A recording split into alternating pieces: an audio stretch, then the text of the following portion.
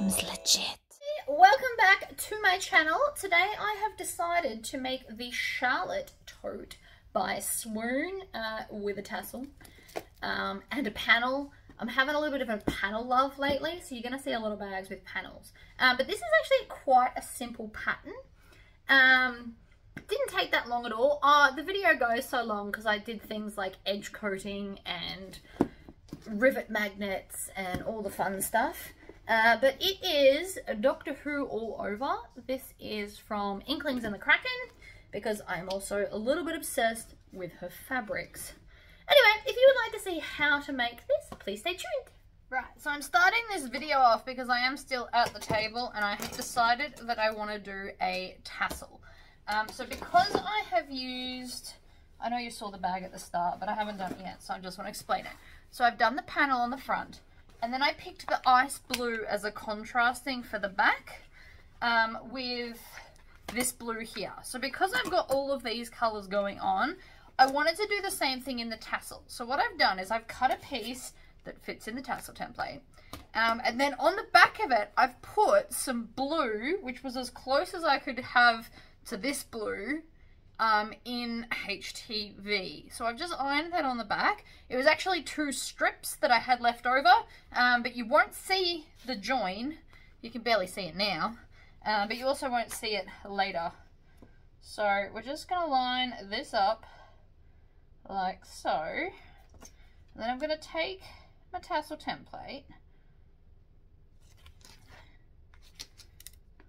and so I've cut it so that I'm not wasting any. So I need to line this up along this edge here, and then we're just going to start by chopping. Hold on.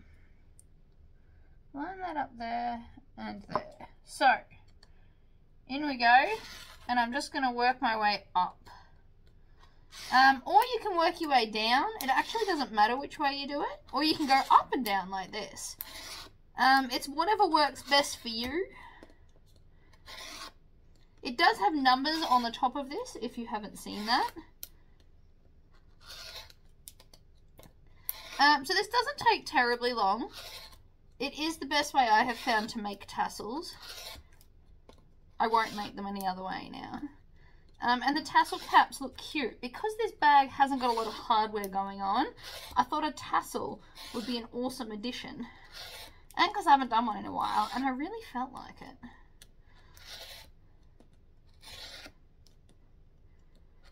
I'm yet to see if my laser cutter can engrave my logo. It is on my list of things I want to try out. But because I've been sick, I've got to concentrate on actually doing some work for a change. But I do plan on testing out the theory, because I do have the rotary thing. Alright, so as you can see, I missed the bottom. This does happen sometimes, and that's okay. I am going to chop off that end one because it's crooked, and then you can just put your scissors in and get the end. Now, a way to avoid this problem is if you cut up to the 5.5 line instead of the 6-inch line. If you make it that much shorter, you will get the end.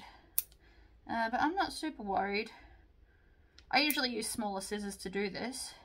You could also just use snips. It's like the tiniest amount. In fact, it's so tiny, I can actually just pull them apart. Even better.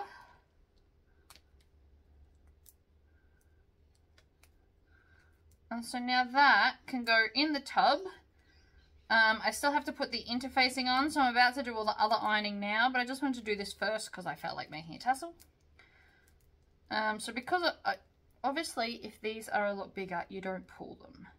So like this first one, I didn't push enough, and so it hasn't gone all the way through. So that's my bad. You got to make sure you put the proper pressure on. But other than that, we now have this, but when we wrap it up, you're then going to see all the dark blue as well. So it makes it like extra fun. I did almost put silver glitter on the back because I'm using silver hardware, but I decided that the light versus dark blue would look even cooler. So that's the tassel. Now I'm going to iron all the interfacing on and let's go to the machine. Rightio, so the first thing I'm going to do is start off with all these smaller parts of the bag. Now I've only cut the points on 4 of the 8 pieces. And the reason for that is because it's much easier to stitch around the point and then cut off the excess rather than trying to perfectly match the points each time. So I personally just find this easier. I also forgot to thread my machine. So I'm just using dark blue thread because I can. Alright, so the first thing I want to do, now I'm using Rivet Magnets, and the reason I'm telling you this is because if you're using the other style, you need to put them in now. But because I'm doing Rivet Magnets, they go all the way through, so it's not an issue for me. And that, again, is why I use them. So I'm just going to put 2 lines of double-sided tape, 1 on each side of these, and just on 2 of them. But otherwise, line it up, install your magnets right now, if you're using the other style. I love Rivet Magnets. They make everything so much easier. So I'm going to take the 4 that I've cut the points out of, and we're going to run a line of double-sided tape. I'm just going to put 1 line down the center. Depending on how thick your tape is, I'm using 1/2 inch. If you're using 1/4 inch, you may want to put 2 to hold it better, but that's entirely up to you. So I'm just going to run them down the middle to hold everything in place while I stitch. And the reason we're doing these first is because I'm going to edge coat them, so then I have to sit them somewhere to dry, and then we can continue on sewing. So we're going to peel off the backing, and then we're going to take one of the pieces that we haven't cut the triangle out of, and I'm going to line up the top edge and the sides like this. Now I cut these with a ruler so that my sides are perfectly even, like that. And I'm not going to cut off the excess yet either. We're going to do that once it's stitched in case it moves at all. So again, we line up the edge. And because I've rotary cut these, they should be beautifully even.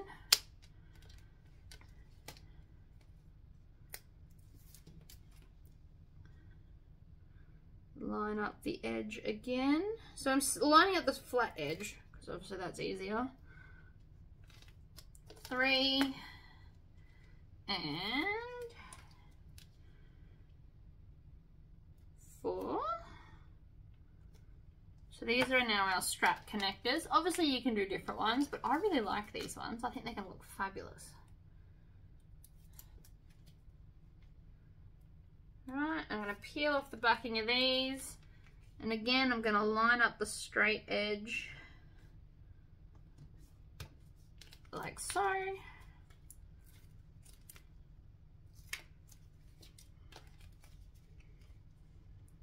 And again, I'll line it up like that. Alright, so now everything's lined up. I'm on a 4 stitch length.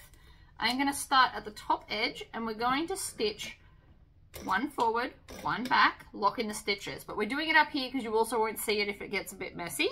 And then I'm going to stitch 1/8 of an inch down, needle down, and then pivot to go down the point. And then we're going to pivot to go up the other side. And then pivot to go up here. I'm not going to do the short edge. There is no need. So I'm going to grab my next one, and we're going to chain stitch it because I love a good chain stitch. So again, we're going to go down, needle down, and pivot. We can cut off this first one now.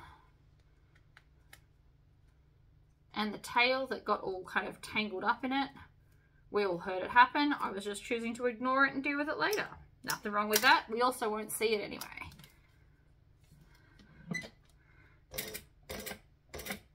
Needle down, pivot up the edge, back stitch, grab the next one. Chain stitching really is the quickest way to do stuff. And you also have many less tails to be chopping off and dealing with. Needle down, up the other side. chop this one off now that it's in my way. So depending on who you are will be dependent on when you chop this off. You could literally just do this much and then go, okay, I don't want the weight because it's distracting, and chop it off now. It's just whenever you feel comfortable doing so. Angle,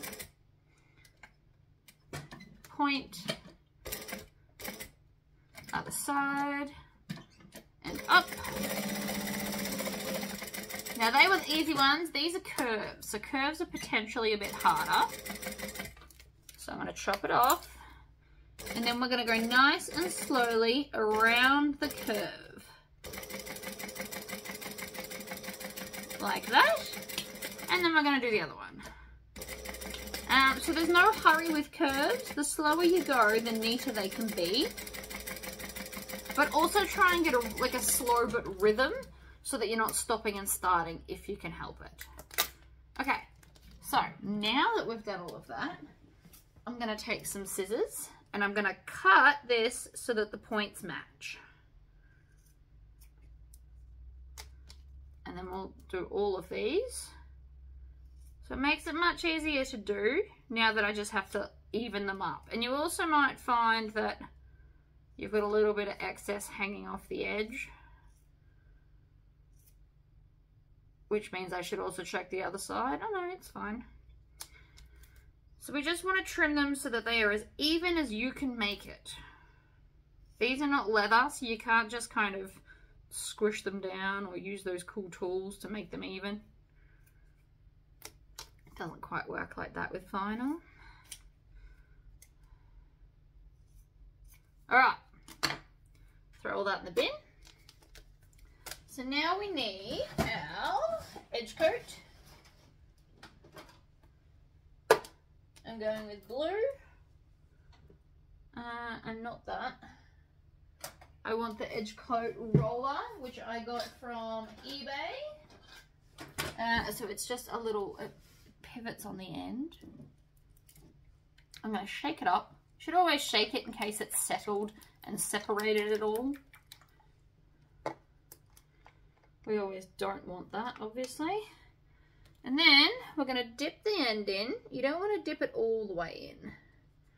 Now again, this one's really runny.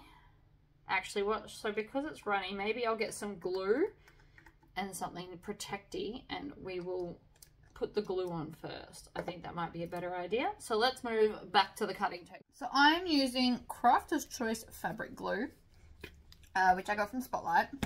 And I've got a cloth so I can wipe off any excess. Now this is kind of like PVA glue, but stays flexible according to the sign. So I'm just going to rub it along the edge. And what this will do is this will finish joining these together, as well as fill in the gap so I'm not using as much of my edge coat. So I'm just dragging it along the edge nice and slowly, making sure, and I'm not squeezing this at all, it's just falling out as it sees fit, which is awesome. So I'm just dragging it along, and because it's white, it's actually making it much, much easier to see. Around we go.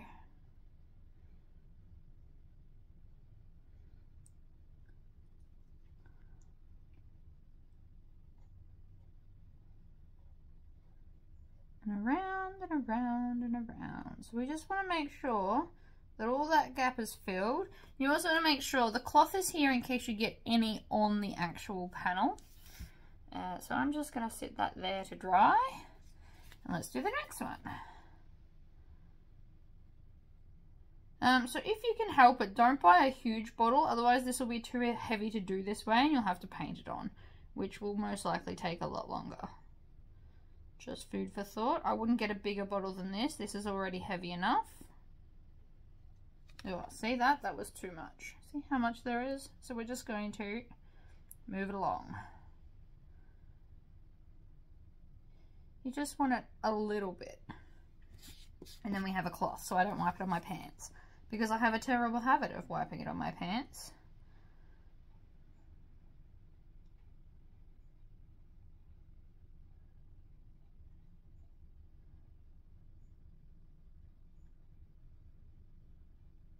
So you can do half and then flip it over and do the other half if that suits you better.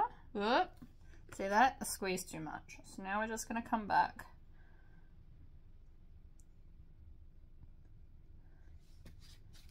And pat it in.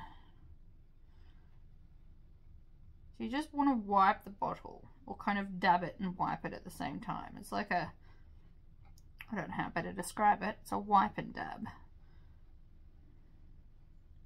You're filling that gap. Now if you need to, you can always put on a second coat. I'm also going to cut off this little bit. Let me just grab some scissors.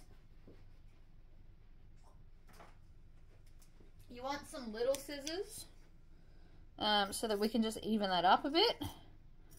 It was just a little bit too uneven. So now I've cut that, we're good to go again. And this will help join them together because it is glue. Wipe, dab and wipe.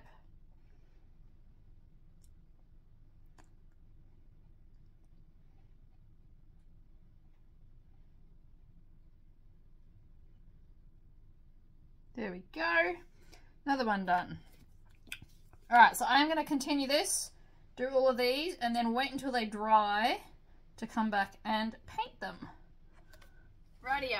So, while the glue is drying, we're going to come here and we're going to start sewing on the other bits.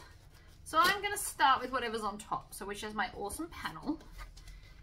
And so I'm going to put the accents on. Now, depending on what panel you've got, you can skip the accents if you want to be able to see all of it. But I tested it, and this will only chop off kind of the feet. So I'm not too worried about that. It will still look cool. But if you wanted to just leave it, you could just have it without the top panel. Without the top accent. Yeah, panel. So I'm going to line it up along the bottom edge and the corners like so, and just tap it down. You don't want to push it, you just want to tap it. And then I'm going to top stitch at 1/8 of an inch from the edge, and I'm still on my size 4 stitch length. So we're going down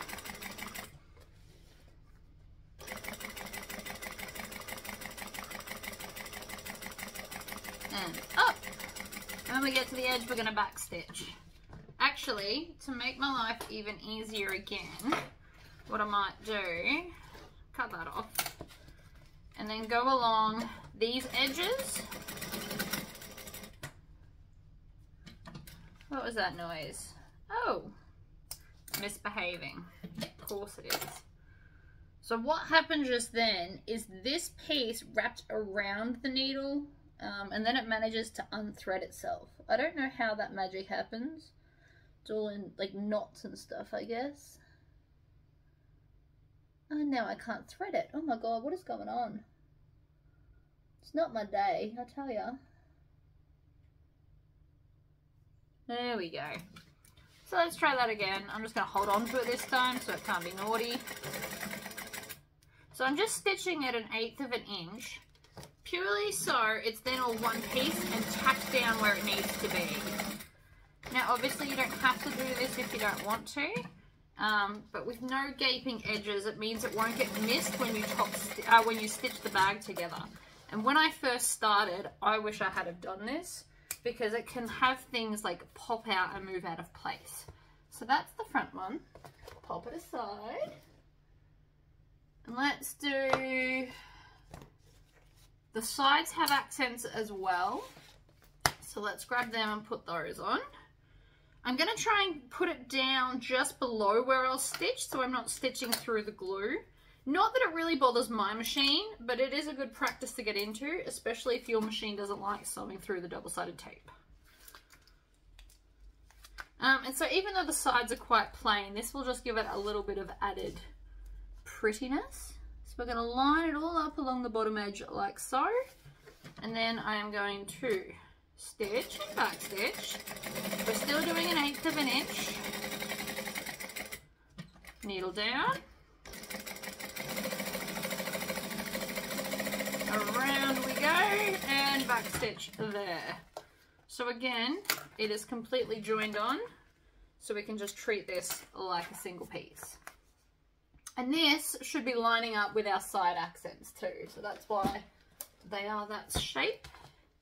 So I've got 2 more to do. Just pull them out. So the back I've just done the, excuse me, no, this way. The back I just did in the ice blue because I really wanted the main panel to be the solo focus of the entire bag. And the tassel, because everyone loves a good tassel. So we're just going to put some sticky tape on. You don't have to follow all the curves. I'm just doing like a very dodgy V. I'm keeping it out of where I will stitch, and it will hold it down enough that it shouldn't move while I'm stitching. You also don't want to go super fast when you're going over foam because it can get thicker and therefore create ripples and wrinkles, which we don't like. So again, line it up edge to edge along the bottom and then just pat it down. You don't want to pull and scrape. You will stretch it out of shape. Oh, that rhymed. Don't pull and scrape or you'll stretch it out of shape. I like that. So you can see this hand is actually pushing down the foam in front of it so it doesn't create any ripples. So instead of back stitching, we can just go all the way around now. Pivot again. Gotta move this and that.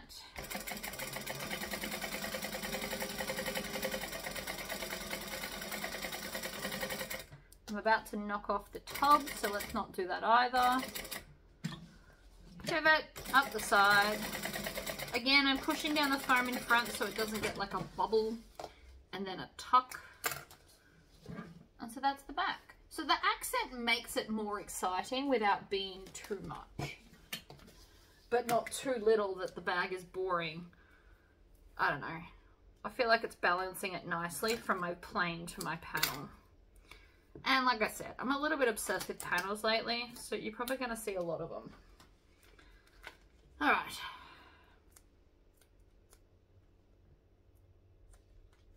Pull that off. And that one.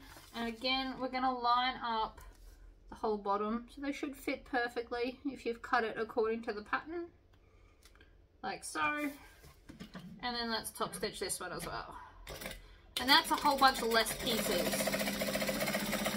because we all know how much I like to not have pieces.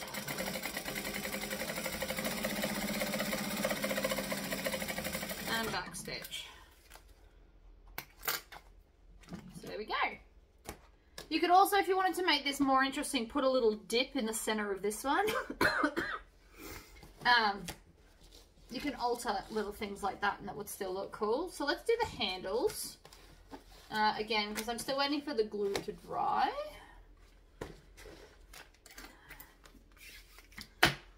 And because I've still got the double-sided tape around. So I'm going to put a line down the center and then pat it down.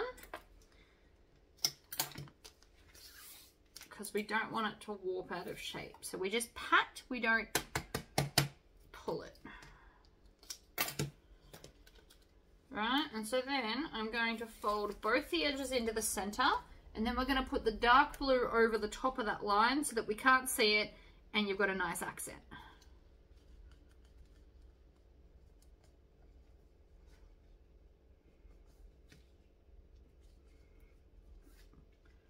So I'm just squishing them together and then pushing them down and helping crease the edge of the vinyl. You need to make sure that you're pushing on the edge of the vinyl as well as where the glue is, because creating that crease will help it to stay in place better. All right, so let's put this on.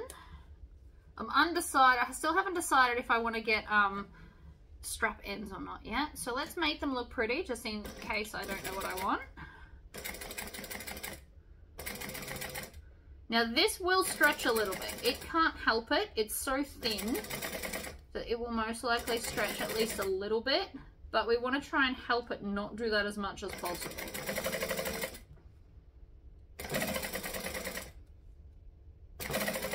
So I did cut these the same size, but that little blue one on top will usually stretch at least a little bit. It's just how it is. It's usually not too much, and it doesn't matter if it does. So long as you're not, you know, pulling on it and overstretching it. But you can see it's got like a little bit extra. You just trim it off. Doesn't hurt, so long as it's only a little bit. If you've stretched it and you've got like 2 inches more, it's just more likely for the handle that's going to curve. So to prevent any curving, because I know it's stretched, I'm starting back at the same end and going down.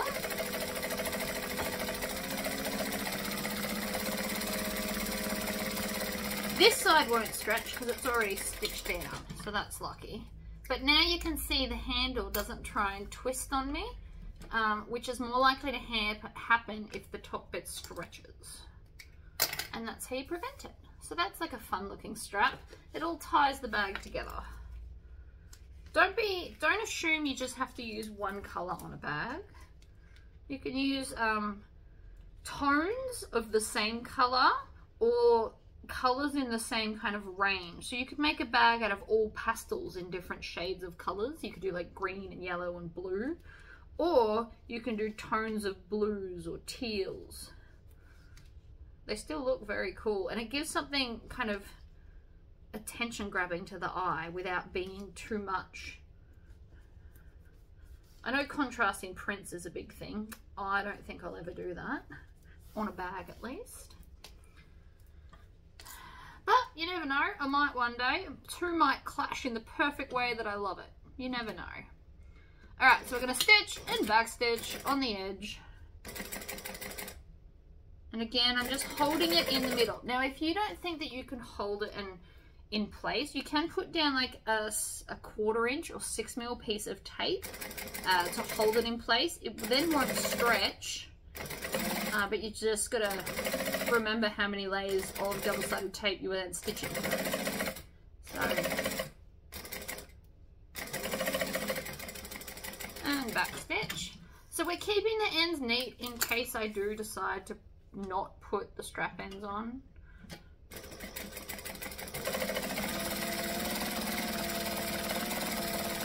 Now the reason I can go so fast is I'm using this part of my finger to push up against the strap, and my fingernails actually help hold it in place, which is the sole reason I get fake nails, because in most other aspects of my life they get in the way.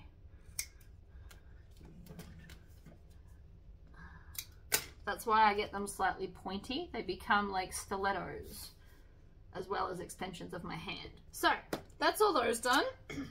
The glue should be nearly dry, but just in case it's not, let's do the inside. So because I'm using the canvas from the Inklings and the Kraken, I love the canvas. It's stiff enough you don't have to interface it. So ultimately you are saving money by doing it that way. So I'm going to grab one of the insides and the base of the bag, and we're going to stitch those two together. So I'm finally going to go down to a joining stitch length of 2.5, and we're going to stitch and back stitch.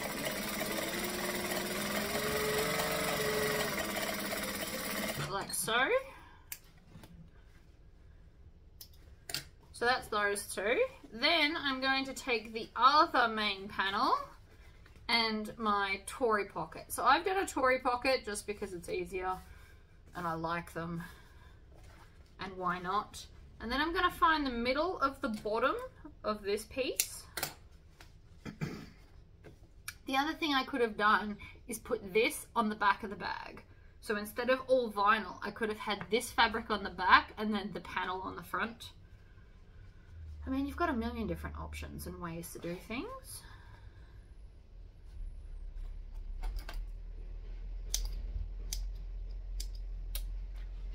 Oh, I don't know if you can hear that, but the bin man's here.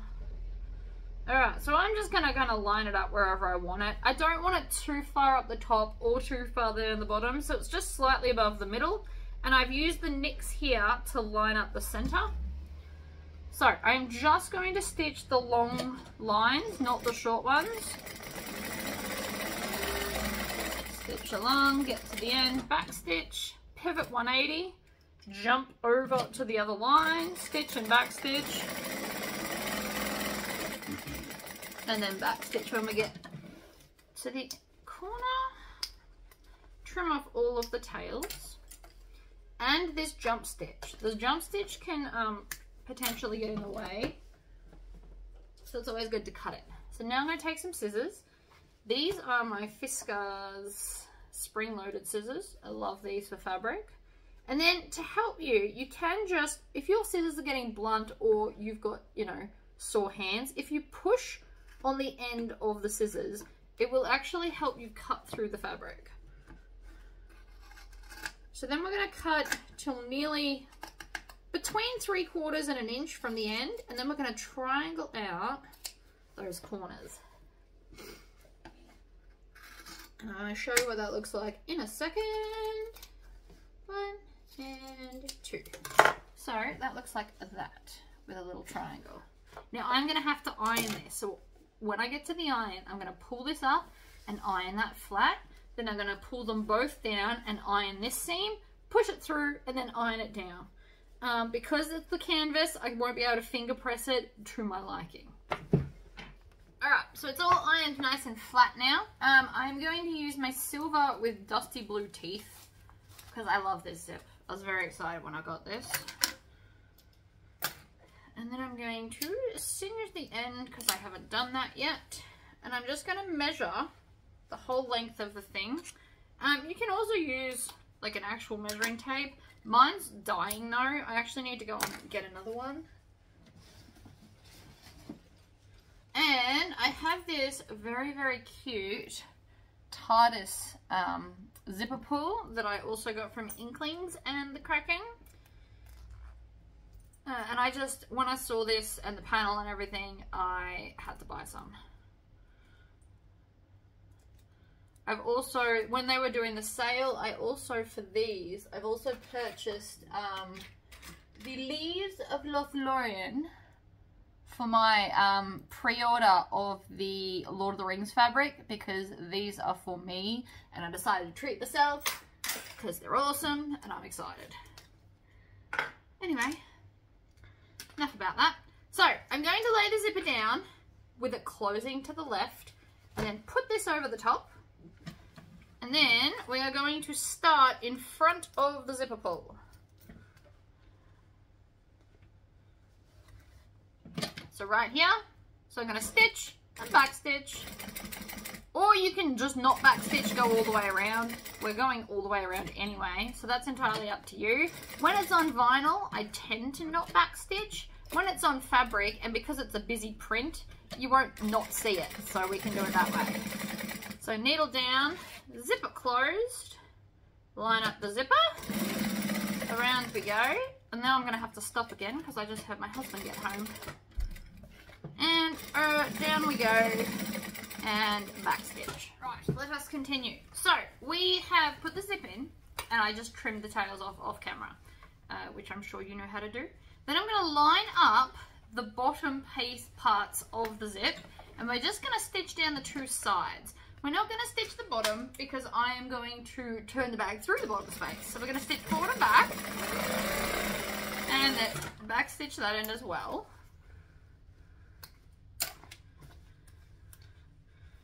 Then I'm going to line up this bottom edge here, and you can do whatever side seam allowance you like, doesn't really matter. The bigger the seam allowance, the smaller the pocket, but it's also like a minuscule amount, so it doesn't really matter. I'm going to zip that open just so that I remember to do it, and then we're going to take where we've put the panel and the base, and we're going to line up the bottom here, and we're going to leave a hole in the base to turn the bag through. So I'm just going to stitch and back stitch, and oh, you're doing it again. Stop it. See, it unthreaded itself. This is why you're meant to hold the tails, by the way. But it's cool. So you're meant to hold these. Backstitch. And I just want to sew, I don't know, 3 inches-ish I don't want to be so close to the edge that it's painful, because there's a 1/2 inch seam allowance. So you want to do at least a bit so that it's easier to stitch closed. But you don't want to make the hole too small that it's hard to turn the bag through. So it's a bit of a guessing game, I guess. But I've done more on one side than the other, but that also won't matter. I've just made it enough that it's not going to be super awkward to turn the bag. So now we've got this nice long piece with a big hole. I am going to take, I love this bracelet, but it's really not appropriate to sew with. It keeps moving on me. So I'm going to take the side panels and I'm going to fold them in half, and I'm going to snip the halfway middle point there, and the same on this one, like so. And then I'm also going to snip the middle of this, like that, and the middle of here. And this is the base piece that I'm snipping, by the way. So now I've got the middle points where they're meant to line up. So I can just line up the 2 points here. And then I'm going to make the clips face the gusset piece. Even if it's not called a gusset piece, I'm calling it a gusset piece because you always have your clips facing the gusset piece. So I've just done the bottom straight part. Now I'm going to come straight up to this top corner and clip here, and then work my way down towards the curve. Now again, if you're using quilting cotton, you'll want to put some stabilizer on it, but this doesn't need it. I've done plenty of bags with just this and it's working beautifully. Right, so we just want to line that up, clip it down, like so. Then we're going to do the other side as well. So I'm going to line up that top edge, clip it,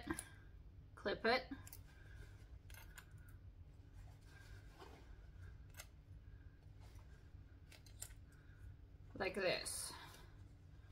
Work my way down and into the curve. So you want to push the curve, and there should be a little bit of rippling right at the very edge. That is meant to be there, as long as it's not at the edge of the clips, which are 1/2 inch clips. So now that that's in, let's stitch it. So this time I'm going to hold the tails since they feel the need to misbehave so much today. So I'm going to stitch forward and back.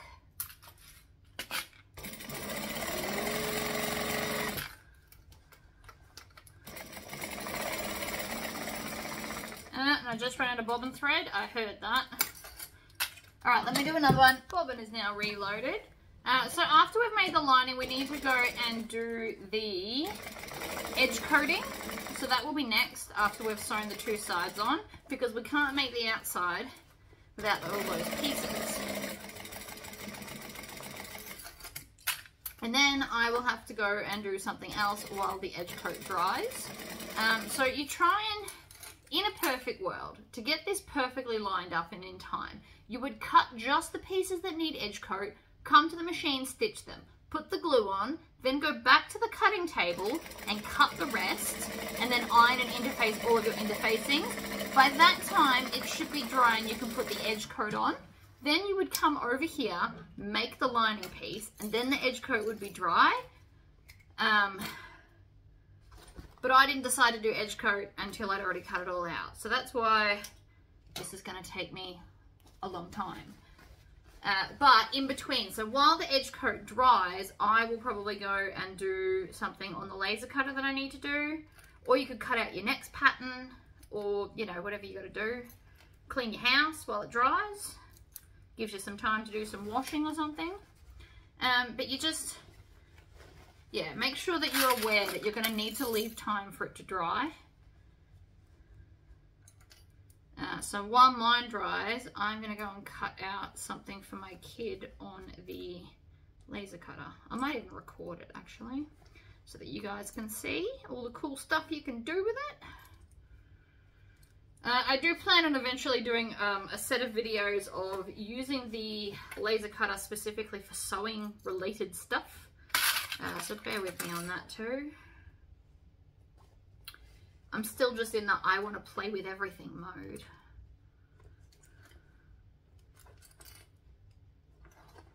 Alright, so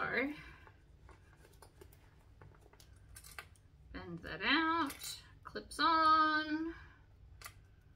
Okay, so now that side's in. So you want to make sure that you're not going to stitch the zipper pocket too. Alright, hold them down, stitch, back stitch, and away we go.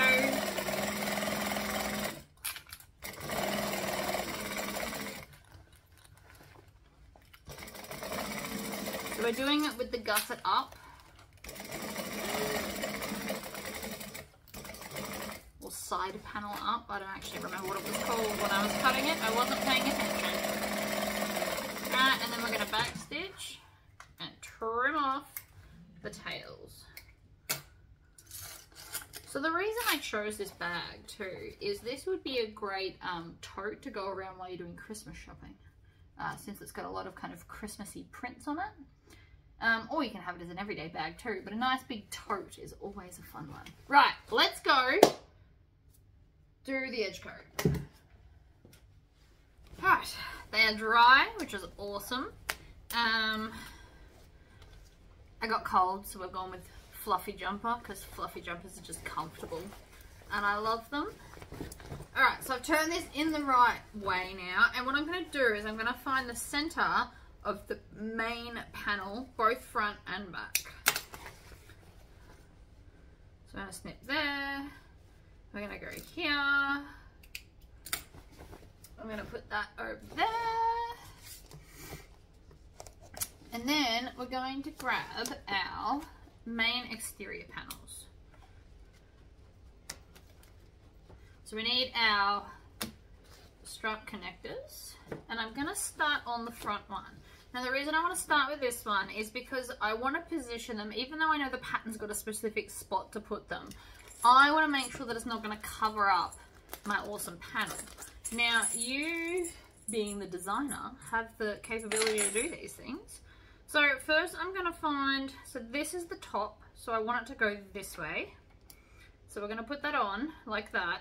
And then I just want to measure, I'm going to measure 1 1/4 down so that there is enough there to stitch in place.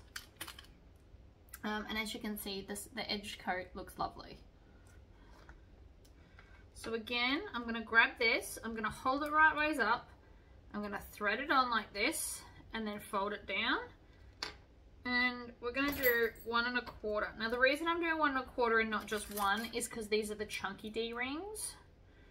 I actually don't use not chunky ones anymore because they're my favorite and they look amazing. So 1 1/4, fold it over. Now there's a couple of ways that we can attach these. You could put just rivets if you wanted to, or you could just do stitching, or you can do stitching and rivets. So again, in we go, fold it over to the back. You can tell the back and the front stitching, there is a slight difference. There's nothing too major, so it won't matter too much if you don't, but I'm just having a moment, clearly. So this is how these are going to go. So I do want them close to the edge. Ish, but not so close that they're going to end up in my seam allowances, because that would also suck. So I'm going to move all of this off the bench so I don't drop it. And then I'm going to grab a ruler because we need to know exactly what we're doing. So I'm going to go do I want to go 1 1/2? 1 1/2 inches from the top. And then I want to go, I'll see if I go 1 1/2 inches in, I'm going to lose this guy. So let's do 1 1/4 inches in. Right, so I've gone 1 1/2 down, 1 1/4 in, so that I can still see, like I will lose a little bit of him, but you'll still see he's there. If I moved it over like this, he'd just be gone completely, and I don't want that. So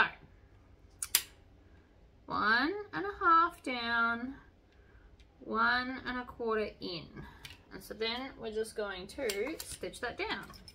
I'm going to go back up to my size 4 stitch length, and I'm going to start up the top. I'm going to stitch and then go back into that first hole and go again.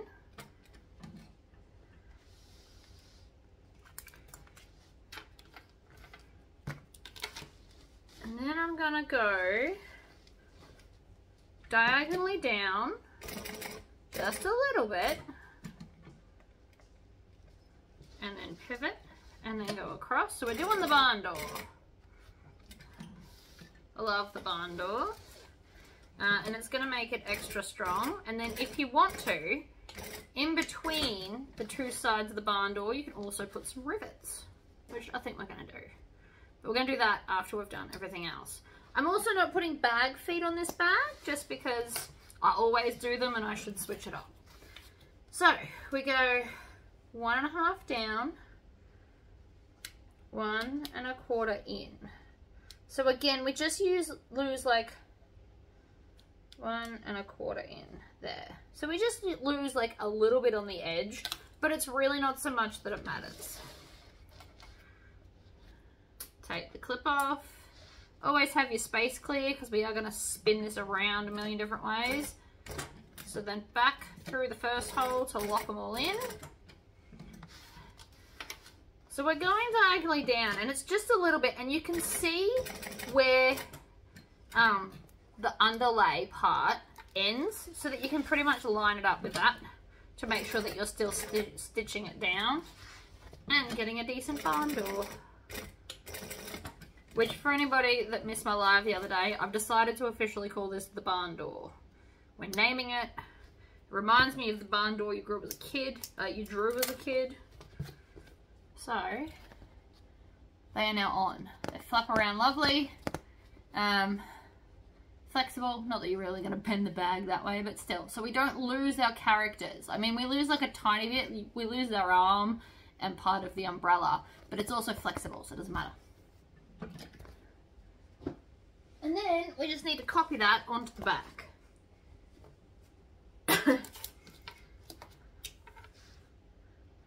1.5 down, 1 1/4 in. I'm just going to hold them in place. You can obviously mark it if you want to, but as you get more advanced, this is kind of like the quicker way to do it. As long as you don't lose your thread in the process. We're going to go forward, we're going to go back into that first hole, we're going to stitch down, do a barn door, and chop off that tail now so it's not in your way. Down we go, pivot across, and up, and trim. Now you can obviously, depending on what you've got going on, you can also put them closer to the inside as well. There's no official rules, you do what you want. Or you can do what the actual thing tells you to do as well. It's kind of why patterns are there. I tend to use patterns more of a guideline than a rule. It's more fun to switch it up. The problem with switching it up is sometimes I forget what alterations I did and then somebody wants one and I have no idea what's going on. So if that's the case and you just want to start selling and altering, you should maybe have a book and write the name of the patterns and then the alterations that you did so that you can remember for the future. Now, as you can see, even though this back was very, very plain, it now suddenly looks way more exciting. So, we need our base. So for the base, I've just put foam. I didn't go a little bit overboard. Usually I would put foam and stabilizer and bag feet and everything, but I've decided to just keep it nice and light and simple. So we're putting them right sides together and then stitching along.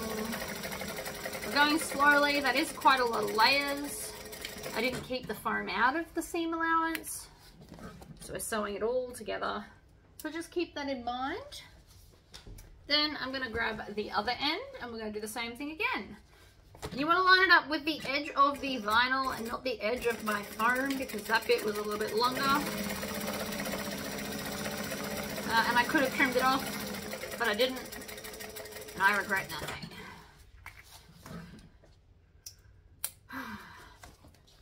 Ta-da! So, now, we could take our side pieces, and we're just going to attach everything the same way we did the first time. So, fold it in half, snip the center, so that we can see it nice and easy. These side pieces are going to be a little bit more in depth to attach, which is not a bad thing. It's just, it is what it is. Now I'm going to come along here and trim off all this excess foam, because it's not needed here.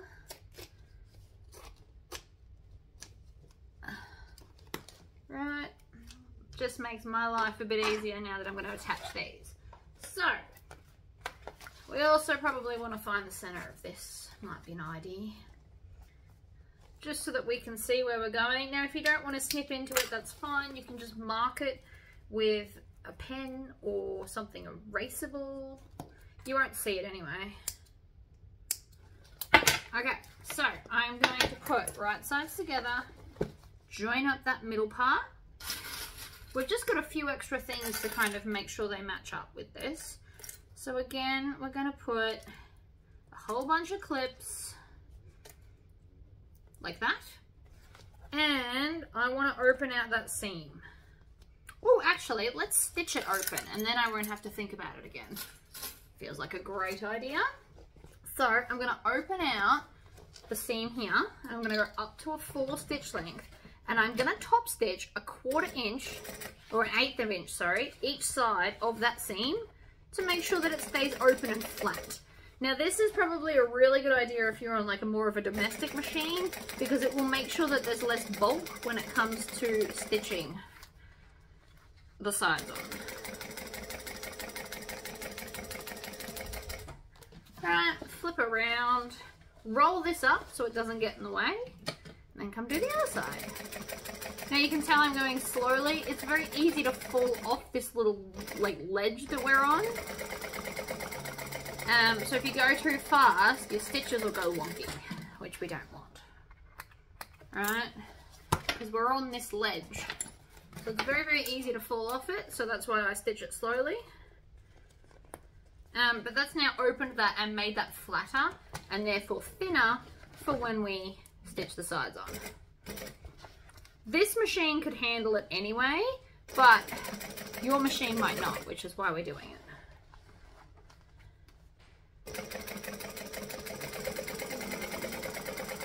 Over we go. Bring it round, jump straight to the other side. The edges won't be seen, so it's not a big deal to do that.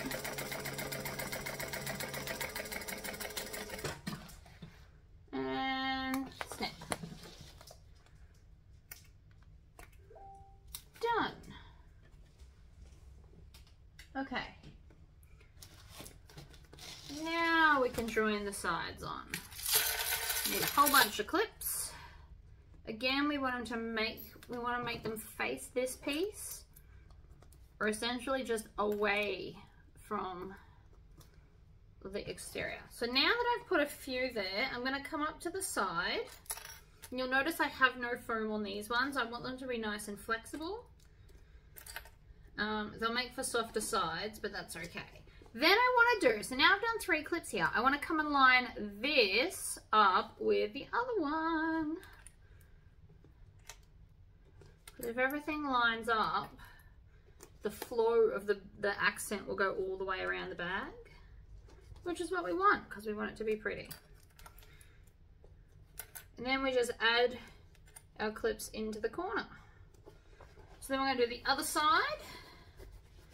So again, up to the top, and you want to put at least 2, preferably slightly more clips along there so that it doesn't shift while we are stitching. Then I'm going to come and I'm going to line up that accent, clip it, and then just add clips in between. Especially this corner. Curves are always potentially frustrating. So I've got a lot of clips. There is no shame in using a lot of clips, by the way. I've gone back to a joining stitch length and I'm doing a 1/2 inch seam allowance. I'm going to stitch on and I'm going to back stitch.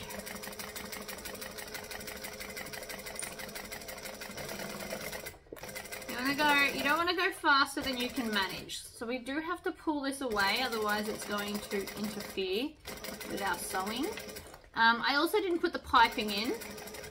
I don't really know why. I was planning on doing piping, but my brain got away from me, I guess. The piping's there just for pretty reasons.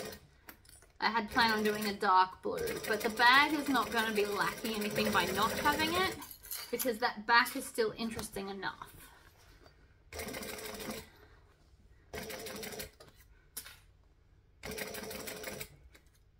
Right. So that's the thick part. You gotta remember there's a lot of vinyl there. I mean, that's if you did an all vinyl bag. The straight bits are always easier. And make sure you backstitch at the end.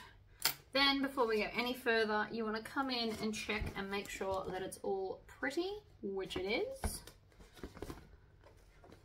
I'm quite happy with that. I know it doesn't look like it's matched up here, but if you actually open the seam all the way out, you can see it lines up beautifully. So that's just one of those little extra things. If you're super new to bag making, don't be too upset if they don't match. But if you're intermediate, these are your new life goals, right? Rather than just making the bag, you want to make your accents match up. Let's do the next one. So again, right sides together. We're going to start in the middle at the bottom. You want to put a fair few clips so it doesn't shift on you, like so. Then we're going to go up to the edge. Work our way down.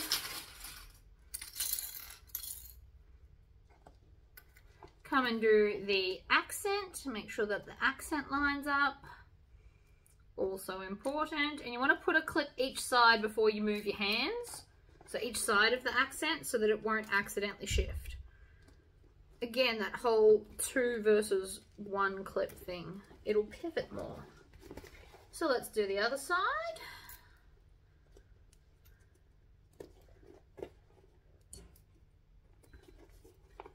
So we're nearly finished.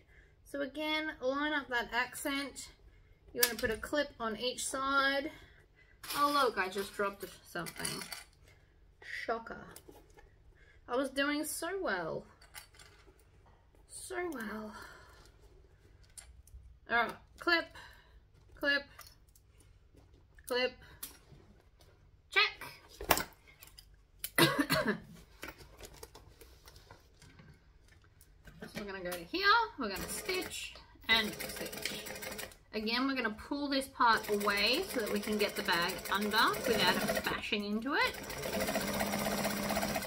Don't be afraid to bend the bag a little bit. It's not going to hurt it, I promise you.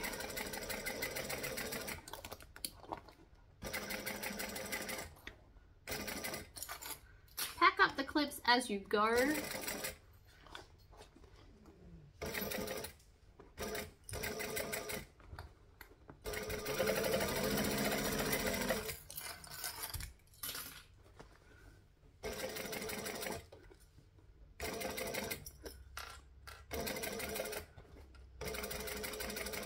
Right, down we go.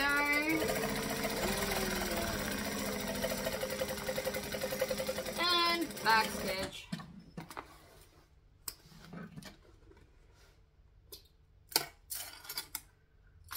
Alright. Actually don't think I will put rivets in these because they look super pretty just as they are.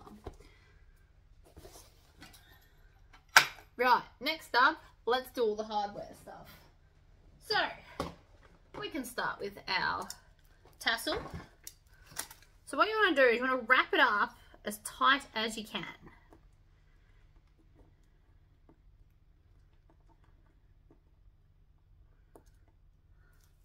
So we're doing it super, super tight because the tassel caps are designed perfectly for my thickness of vinyl to fit in the tassel cap without drama. Alright, so we're going to go round and round and round, like that, see? And then it's got the blue undertones.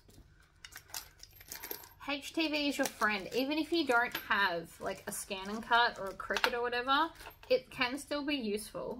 I cut this out with a rotary cutter and a ruler. Alright. Now the idea is we basically want to shove it in. So this is still not tight enough, apparently. That could be something to do with the HTV, or I just didn't wrap it tight enough. So you can see it's a little bit big. So what I can do is I can just chop off. I'm just going to chop off the two end ones. We can always chop off more, but it's a lot harder to attach them back on. So I'm just going to take off those two. And then that should fit. And then maybe one more. One more. So this is the HTV that's making it thicker, which is fine. But you can see I've got it really, really tightly wound.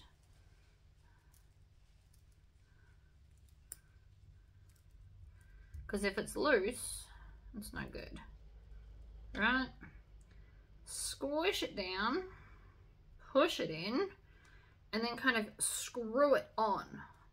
So we're pushing and twisting at the same time. And then you push it up as far as it'll go. And then we need our little screwdriver, which I love. And now these screws have got a really pointy edge and they are designed to stab through the vinyl. Alright, so you can see that going. So it's stabbing through all the rolled up layers so that it can't come out. Also, I think my batteries are nearly dead in this again. So I have to manually screw it. That's okay. So you can see I'm not really having any trouble getting it all the way in. And you want to make sure that you twist it so far in that you can't feel it from the outside. Some people put, what's it called, Loctite on it, which you can do if you want to. I find it's not necessary. These don't fall out.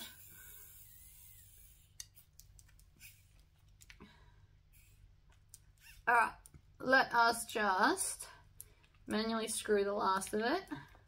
Again, these batteries haven't been changed in a very long time. Alright, so they're flush. So that's now my tassel.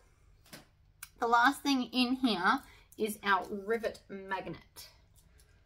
So for that we need our curved bits here. And what I'm going to do is I'm going to line them all up beautifully and even. And then I'm going to clip both of them together. Just at the sides, right, so that now they are perfectly aligned. Then I can take this and punch through both layers at the same time, making sure that now the holes will perfectly line up with each other. Ta-da!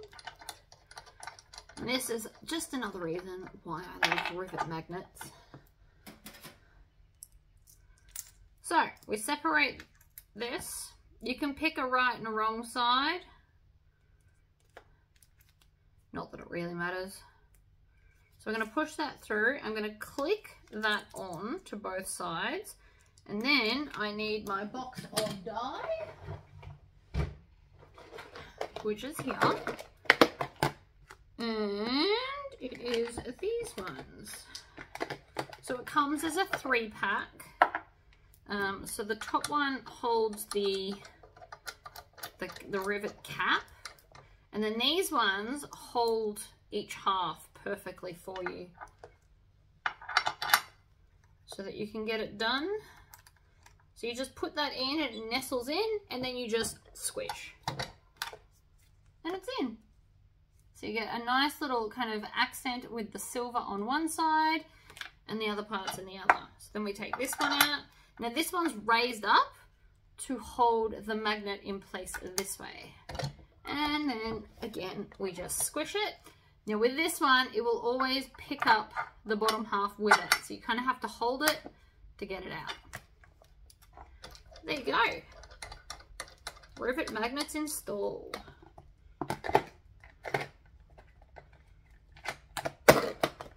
And I always put them away as I go. Otherwise, I will potentially lose them all. And we don't want that. I keep them in a box. You could also keep them in those like cute little drawers and just have a little sticker on the outside telling you which ones they are. Whatever works for you.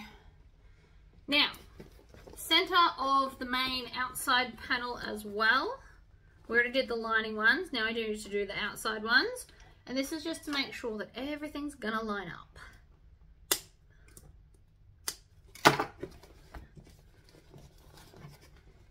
And then again here.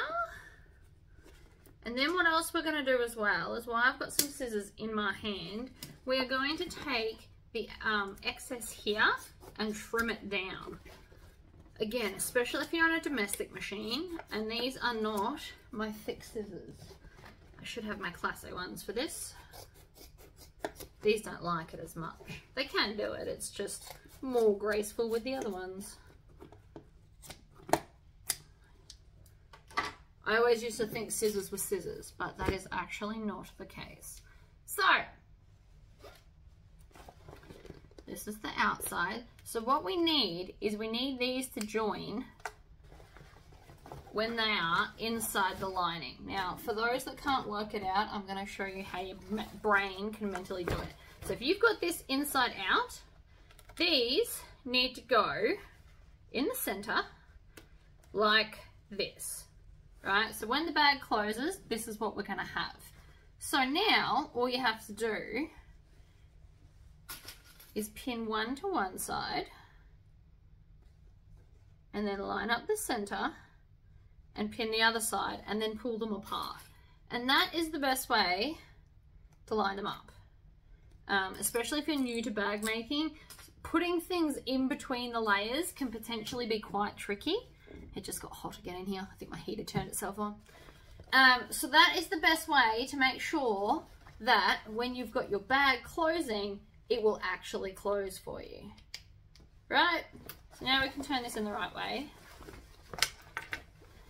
And then I want the zipper pocket on the back wall, so not where my beautiful panel is. So we're going to put this in, and then we're going to line it all up,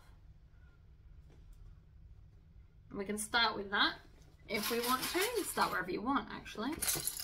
So I am now going to come to the corner, line the corner up, because that's an important part. You'll notice if that's wonky. Then we can put a couple of clips in between, do the other corner. Usually I do the shorter sides, but this is almost a square. So it doesn't really matter. You can start wherever you want. Normally I do this gusset side first because it's shorter, but it's not really that much shorter today, so it doesn't affect the progress. Right, another corner. Clip it. Center. So the reason we did the center on both is because you can just ignore the middle piece to line up the two snips. Again, clip it together. There and there. And then we do this final edge. The bag's nearly done. There is 3 seams and some rivets, and the bag's finished. So let's go to a joining stitch length if you're not already on it. We're going to slot this under, and we're going to do 1/2 inch seam allowance. So I'm going to stitch and back stitch, lock it all in place, and then we're going to just slowly move the bag around.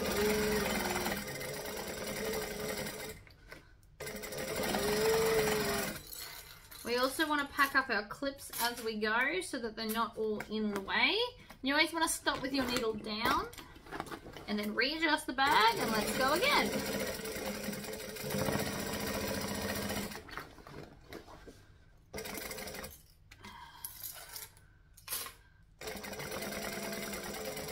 Now this is a thicker bit, so just make sure you go slower over the thick stuff. You don't want to snap a needle. And we're just constantly moving the bag around because they are all straight lines, but there's a lot of corners too. So, and then backstitch when you get back to the start. And you can trim off any tails that might be annoying you. I'm going to grab the Class A scissors. And now, at these intersections, we're just going to cut out like a V-ish. You're just, again, removing that bulk because I want to top stitch this bag. So I'm cutting out the bulk in those corners because it will be easier to top stitch without that there. Right, in the bin. Now we're going to turn our bag through the hole in the bottom. So I'm going to put my hand in and I'm going to pick like one of the sides and then push it in to make like a puppet. So I'm doing this with the inner hand and I'm kind of using 2 knuckles to push it through. And then that's it there. I didn't let go of it that whole time. And now you just want to take your lining and kind of push everything through the lining. Now you want to be gentle. We're not being rough with this. We're nice and gentle. Through it goes. And then we just have to pull it all out.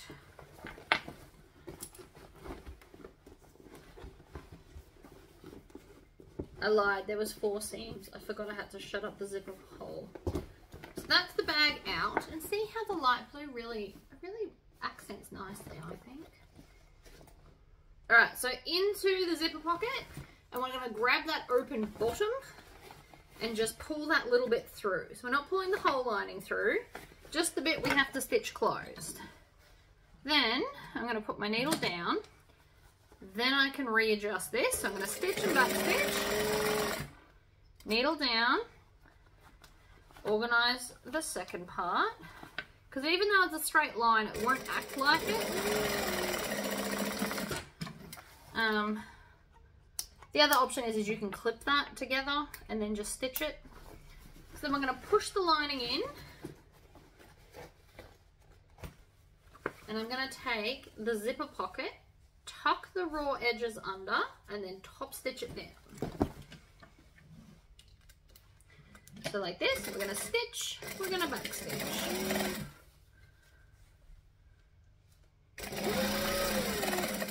Stitch, back stitch,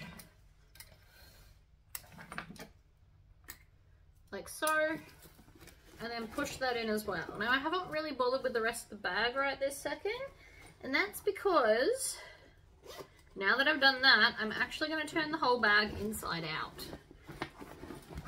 And you might be wondering why, and I'm going to show you why. The easiest way to top stitch on this machine is to have your bag inside out. If I was on my cylinder arm machine, we could just hang it off the edge and off we go. I do actually really like how this bag came out. Maybe I'll do another one, but we'll do it on the cylinder arm. This is really pretty. Alright, so we are now getting this seam and making sure it's right on the edge.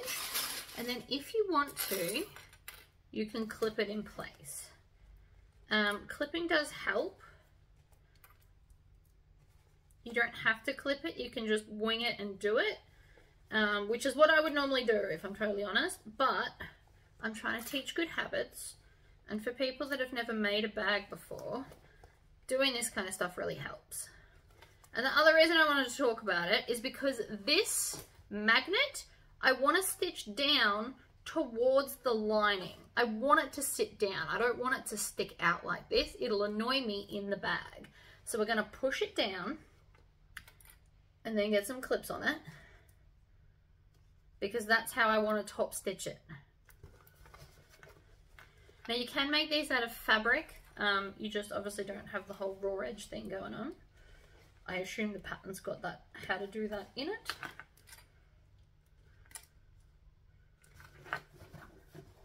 So again, we're just working around, making sure, like right here, if I stitched that, it would actually make the bag crooked because the seam edge is kind of rolled inside it. So you need to roll it in your fingers like this to get it right onto the edge and then clip it in place.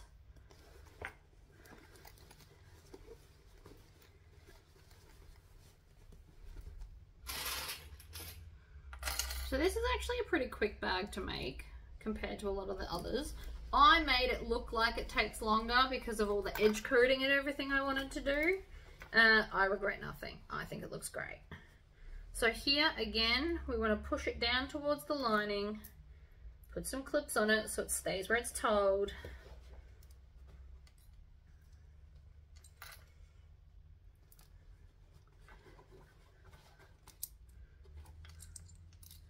Okay, there we go. Now we just need to top stitch. So I'm going to go up to a 4 because that's been the top stitch length for the whole rest of the bag, and I want it to match. And I want to just start, somewhere inconspicuous. Now, funnily enough, the best place for that is right here where it starts as fabric. Now, if you're new to bag making, you may want to do a 1/4 inch seam allowance, but if you're intermediate to more on the expert side, you actually want to do an 1/8 of an inch. Now, a 1/4 of an inch won't look that much difference. So if you're new to bag making, you want to do a 1/4 inch to make sure you don't fall off the edge of the bag, is pretty much what that's for. You want to go nice and slowly over the thick parts too. I like to do an 1/8 of an inch. I think it looks pretty. But again, if you're new to bag making, do the 1/4 inch.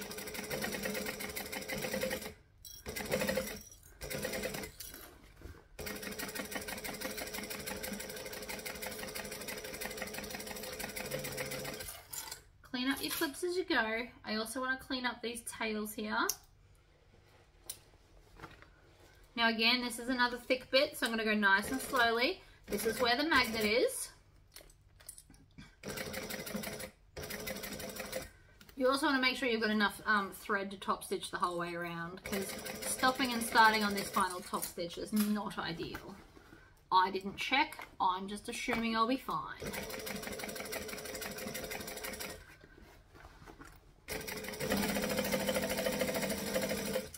And then when we get back to the start, we are going to go over a couple of stitches and then back stitch. And that locks everything in. Then we can turn the bag out.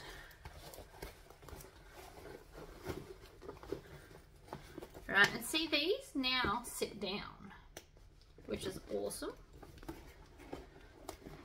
I'm creating basically a fist and pushing out all of the bag so that it gets right to that edge, like so. And then we're going to do the other side as well. Push it all out. And that's the bag so far. So this is our magnet. And then you can either have these tucked in or out. You can tuck it in like that and it still looks very cute. All right, handles. Let's get our Rivet Spacing template guide and a pen.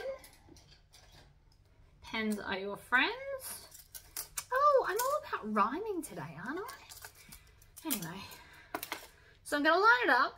I always like to do 1/2 inch up from the bottom edge. That's just me. Then I'm going to go up 2, 4. Because these are chunky, I go up 5 holes. And then same to the other end. 2, 4, 5. Now, if I wanted to, I could draw these on the second one as well. However, to save some time, I'm just going to take this one and this one and line them up and then punch 2 at once. All right, 1 and 2. It's just a little bit quicker. I wouldn't do all 4. Trust me, it doesn't work out. Been there, tried that. 2 at a time, no more. I'm just trimming off all those tails. I might thread zap them in a minute.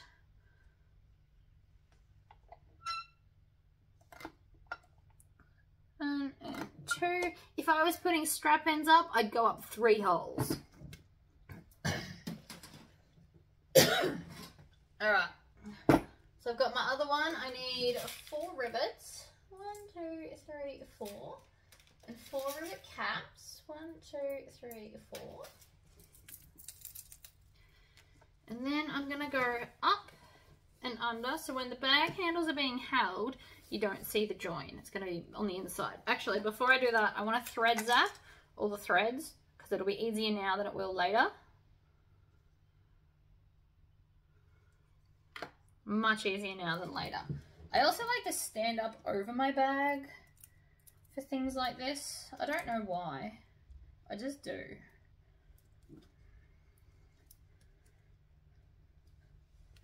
So, oops, I've got a rivet and a cap.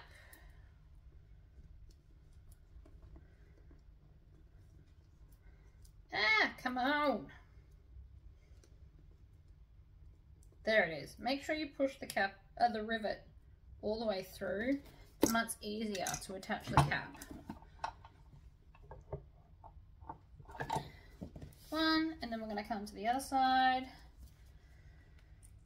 Now another thing I could have done with these bits is I could have put a stripe of the light blue and made them kind of opposite if I wanted to get carried away, and I might do that. I might make this bag again and do like heaps of random fancy stuff on it. Feels like something I would do. Alright, clip that down. Then we're going to do the other handle, which for obvious reasons I dropped. Can't do anything without dropping stuff.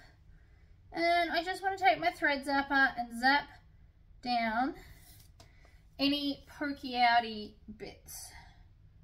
This is why we buy these things. It's not needed for everything, but for like some nice finishing touches. It's exactly what it's for. So again, up. And then you can hold it just to check and make sure you've got it the way you want. Now, if I had to put strap-ons in, I actually would do it the opposite way.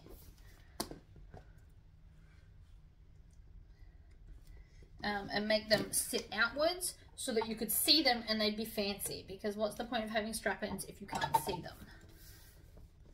So then I always bring it out and then up and in. That ensures that I haven't got any twists. It's a habit now I don't even consciously know I'm doing most of the time.